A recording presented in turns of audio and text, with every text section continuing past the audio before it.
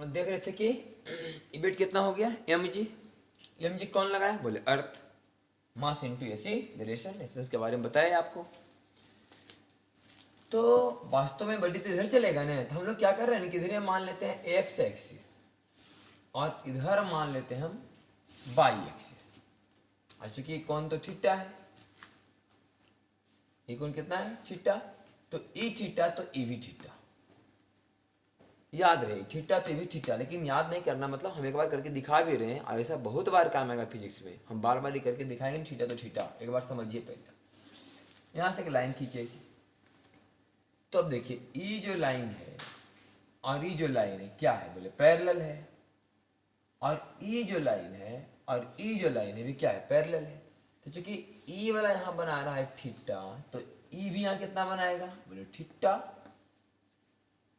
ई वाला लाइन यहाँ थीटा, ई वाला लाइन यहाँ थीटा, आई थीटा तो 90 माइनस थीटा, चूंकि भी तो 90 है और ई भी तो 90 है, अभी 90 जिसे आई थीटा थी 90 थीटा, और ई भी तो 90 है, आई 90 थीटा तो ई थीटा, माने थीटा तो भी थीटा।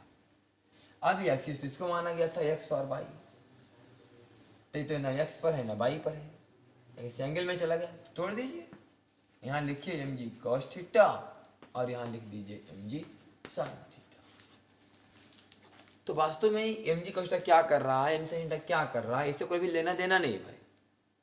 ये बात आगे हम लोग पढ़ेंगे आगे चैप्टर में कि एम जी साइन थीटा ही वस्तु को आगे लेकर के जा रहा है। लेकिन हमें उसके बारे में अभी कोई बात नहीं करना चाहे हैं, हम एक सिंपल वेक्टर को तोड़ना चाहें इस एम जी को। इधर से एंगल बना देता है एम जी कॉस थीटा लिखिए, इधर से खाली है बोले इधर एम जी साइन थीटा लिखिए। मैंने ये आपको समझाने का प्रयास किया। तो ये था आपका रेजोल्यूशन ऑफ वेक्टर, क्योंकि जब वेक्टर को हम जब तोड़ देते हैं ना तो क्वेश्चन सॉल्व करने में आसानी हो जाता है। तो आप सीखिए रेजोल्यूशन ऑफ वेक्टर के बारे में।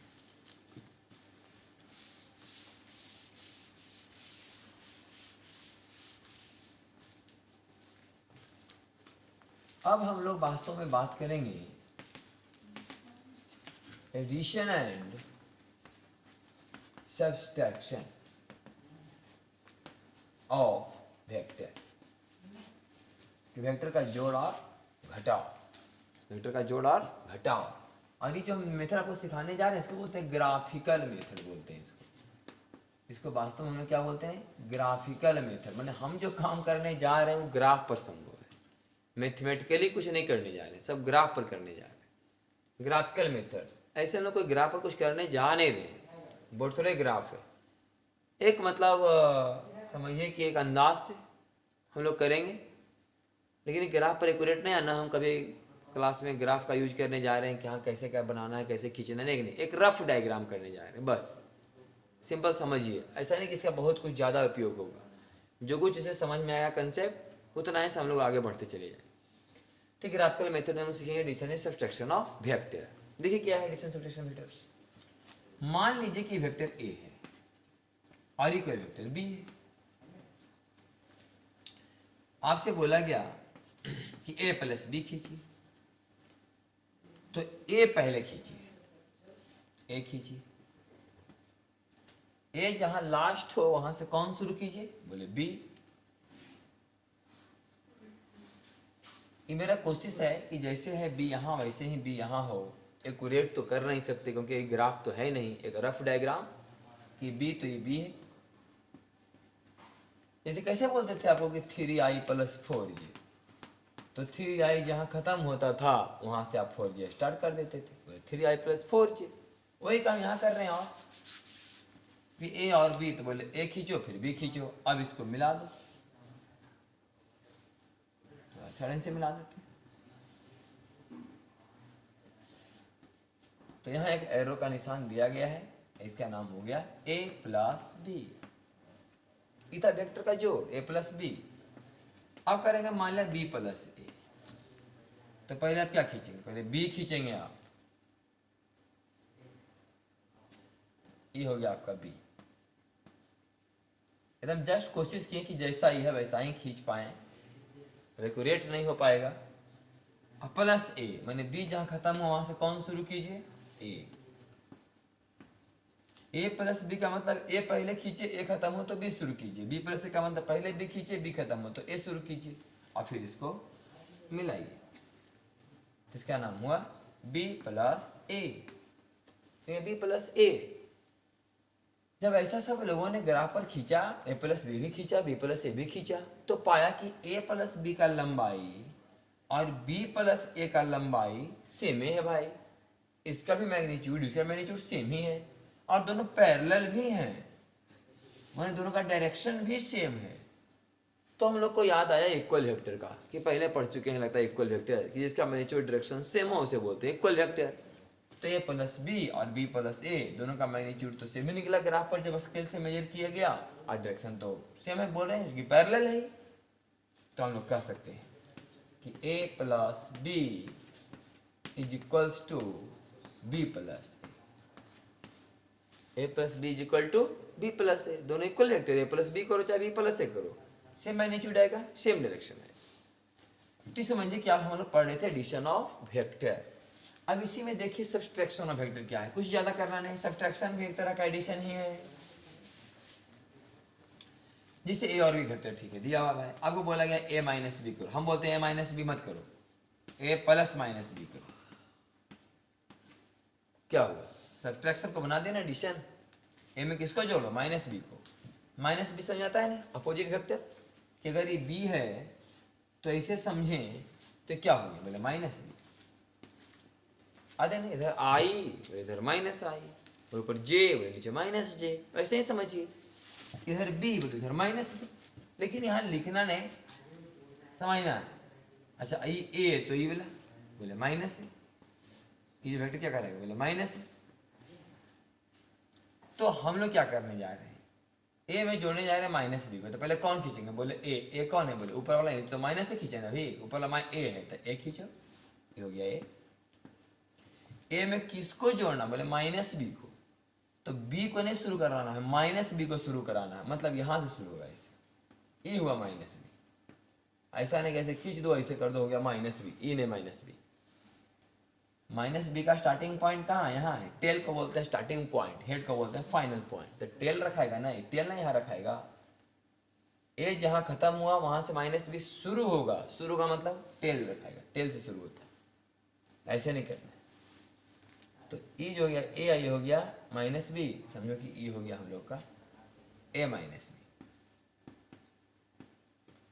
आपको बोले कि बी माइनस ए कीजिए, तो ऐसे लिखे ना भाई, बी प्लस माइनस ए कीजिए, बी प्लस माइनस ए। तो पहले कौन खींचेगा, बी, तो पहले बी खींचे, ई है बी भाई, तो पहले बी खींच रहे हैं,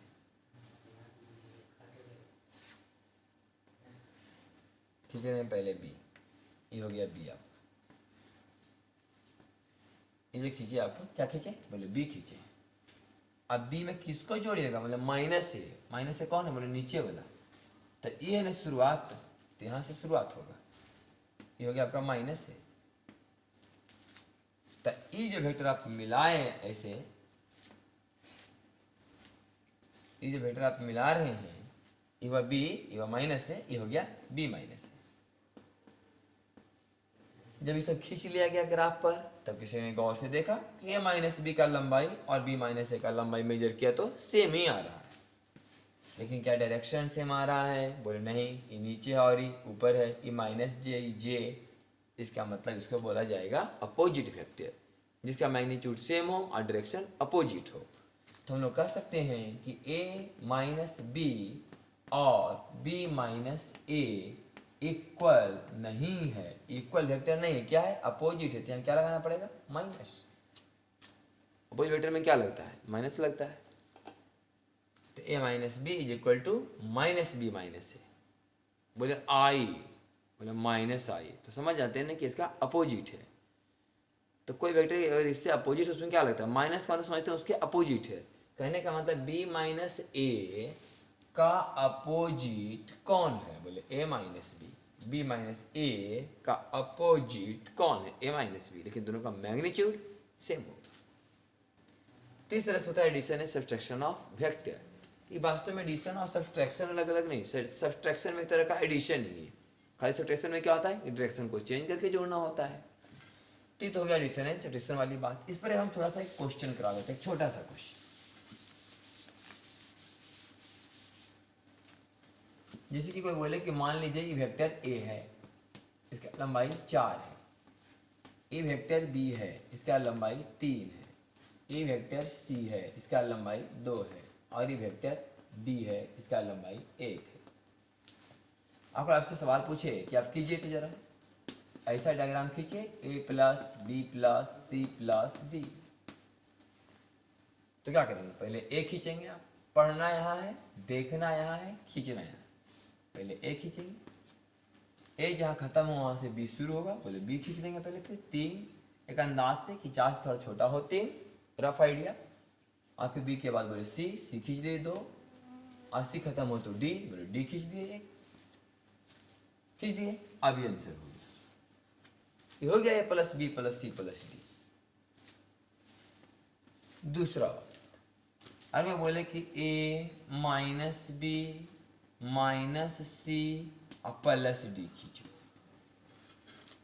तो क्या करेंगे, पहले ए खींचेंगे। बोले ए तो यहाँ पढ़ना, यहाँ देखना यहाँ, बोले ए खींचो, बोले 4 माइनस बी। अब बोले माइनस बी का मतलब बी ही खींचो, पलट के खींचो।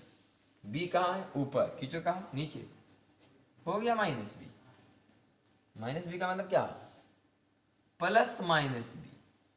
तो जोड़ो किसको, बोले माइनस बी को जोड़ो। तो बी कहाँ ऊपर, माइनस बी कहाँ, बोले नीचे। अच्छा माइनस सी उधर है ना, बोले माइनस इधर होगा, माइनस 2। अब बोले डी कहाँ है, बोले नीचे। वो तो ठीक है कि डी नीचे तो नीचे ही रहेगा, क्योंकि प्लस डी है और डी नीचे तो नीचे ही रहेगी। अब ये आंसर हो गया, इसका नाम हो गया A minus B plus minus C plus D, इसका नाम। जैसे यहाँ नाम था A plus B plus C plus D. तो इस तरह का एक और देखिए करा देते हैं आपको।